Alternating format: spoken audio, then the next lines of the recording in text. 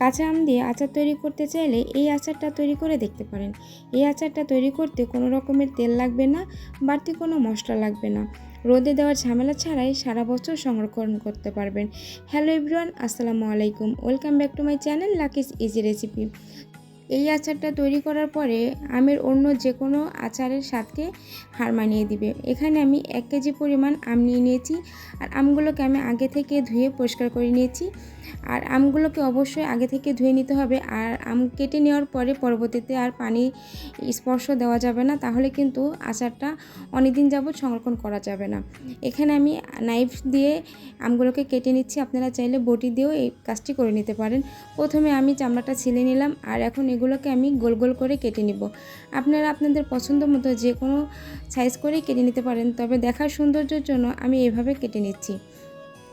আর আমের ভেতরে যে বিচিগুলো আছে সেগুলো আমি আলাদা করে নিচ্ছি। আর এই আমের স্লাইসগুলো খুব বেশি মোটা হবে না এবং খুব বেশি পাতলাও হবে না।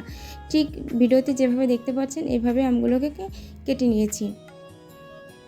আমার সবগুলো আম কেটে নেওয়া হয়ে গেছে। এখন অন্য একটি পাত্রে আমি দিয়ে দিচ্ছি, যেহেতু পাত্রটা অনেক ছোট ছিল। এখানে আমি 1 কাপ পরিমাণ চিনি দিয়ে দিয়েছি। আর এই 1 কেজি আমের জন্য 1 কাপ পরিমাণ চিনি যথেষ্ট। এখানে 1 টেবিল চামচ পরিমাণ আমি লবণ দিয়ে দিয়েছি স্বাদ মতো, আর দিয়ে দিলাম 1/3 কাপ পরিমাণ ভিনেগার। আচারটা তৈরি করে অনেক দিন যাবত সংরক্ষণ করতে চাইলে অবশ্যই ভিনেগার দিতে হবে, তা না হলে আচারটা অনেক দিন যাবত সংরক্ষণ করা যাবে না। আর এই চিনি মিশিয়ে আমি এগুলোকে 10 মিনিটের জন্য রেখে দিলাম। এখন চলে যাচ্ছি আচারের একটা মশলা তৈরি করে নিতে। প্রথমে 3টা শুকনো মরিচ দিয়ে দিয়েছি, তারপরে দিয়ে দিয়েছি 1 চা চামচ ধনিয়া, 1 চা চামচ আস্ত জিরা, আর দিয়ে দিয়েছি রাঁধুনি 1/2 চা চামচ, আর 1 চা চামচ পাঁচফোড়ন।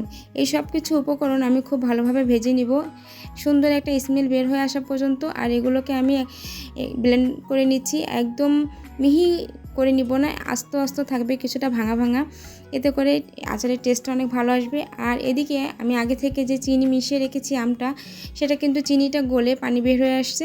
এখন আমি যে পাত্রে আচারটা তৈরি করব সেখানে এটা ঢেলে নিলাম। এখন চুলার জালটা আমি দিয়ে দিচ্ছি। আর কিছুক্ষণ জাল দেওয়ার পরে দেখবেন এর কালারটা অনেকটা চেঞ্জ হয়ে আসছে, একদম স্বচ্ছ একটা কালার চলে আসবে।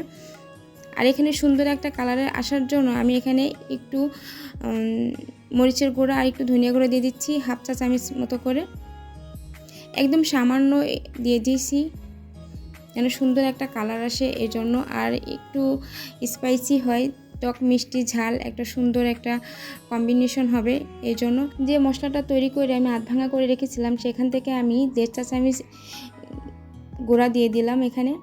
আর এখন সব কিছু আলতো করে মিশিয়ে নিচ্ছি। এটা কিন্তু খুব বেশি নাড়ানাড়ি করা যাবে না, এতে করে আমটা একদম সফট হয়ে আসছে, ভেঙে যাবে। এজন্য খুব আলতোভাবে আমি এই চিনির যে পানিটা বের হয়েছে এটা আমি শুকিয়ে নিব। তবে খুব বেশি শুকিয়ে নিতে গেলে কিন্তু চিনিটা ক্যারামেলাইজড হয়ে যাবে, এতে করে আচারের টেস্টটা নষ্ট হয়ে যাবে।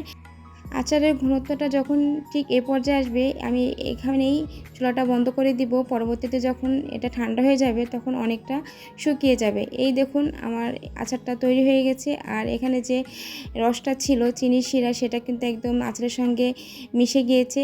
আর এই আচারটা খেতে এতটা মজা। আর আচারটাকে যখন তৈরি করবেন আমি অনুরোধ করব একটু বেশি করে তৈরি করতে, তা না হলে কিন্তু আচারটা তৈরি করার সঙ্গে সঙ্গে আচারটা শেষ হয়ে যাবে।